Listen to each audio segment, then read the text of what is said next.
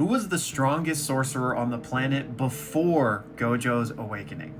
Let's talk about it. All right, first of all, shout out to Jalen for asking me about this today, and I think we've got 4 main contenders for this title. So to kick things off, Yuki Sukumo, right? She is one of only a few special grade designated sorcerers. She has an absurdly broken curse technique, and we know that at least eventually she will have RCT in a domain expansion. The main issue is we don't know the timeline on when she unlocks those things. Next, we got Toji. Now, not technically a sorcerer, but if we're trying to find the strongest person on the planet, he's got to be in contention, right? And I think this depends on which version of Toji we're going to look at, because we know that he was not in his prime any longer when he came and fought against Gojo. So if we take him when he was at his best, I think he could give anyone a run for their money, especially like during that time period. Then next up, we've got Geto, but also pre-awakened Gojo himself, because we know that the two of them together were known as the strongest. Now, obviously, that's not like an official title that everyone applied for and they won, but I do think it speaks to something.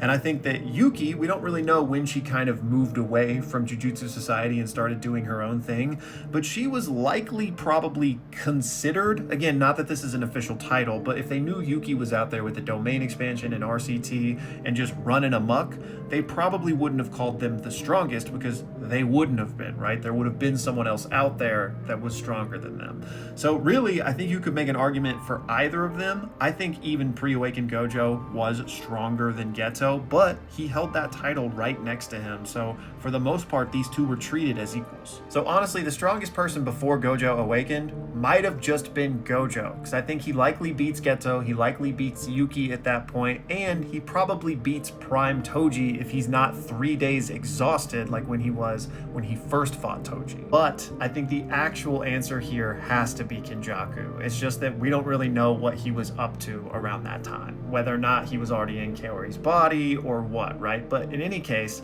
this would have been a Kenjaku that had lived for 1,000 years, has RCT, has a domain expansion, potentially and likely already has that open domain expansion. So any of the characters we've talked about, I don't really think would stand a chance against him at that point in time. But y'all let me know who your answer would be.